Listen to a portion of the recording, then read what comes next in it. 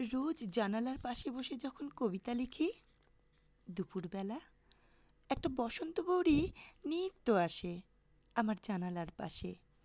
আমি রোজ তার কাছে কত কিছু শিখি। প্রতিদিন আমার কান মাথা ঝালাপালা করে সে তার মিষ্টি কলকাকলিতে। রাগ হয় না, বিরক্তও হই না, একটা অদ্ভুত ভালো লাগা ছুঁয়ে থাকে সারাদিন। একদিন যদি সে না আসে, মনটা মনটা বড় অস্থির উতলা হয়ে ওঠে। একটা মিষ্টি বদ অভ্যেস গড়ে উঠেছে মনের মধ্যে।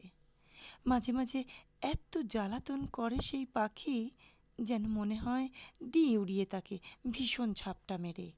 আর বলি, যা যা বেহায়া পাখি জানা, অন্য কোথা জানা, কেউ করেনি মানা, অন্য কোথা জানা। কিন্তু পারি না, একটা আত্মিক বন্ধনে আবদ্ধ করে ফেলেছে সে। একটা মায়ার জালে আটকে পড়ছি আমি প্রতিদিন, প্রতি মুহূর্তে।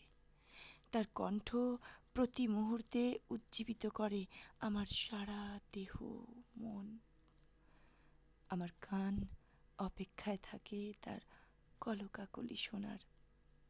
ও আমার বসন্ত বৌরি, তুমি গাও, তুমি গাও শুধু প্রেমেরই গান, আমার জন্য, শুধু আমারই জন্য।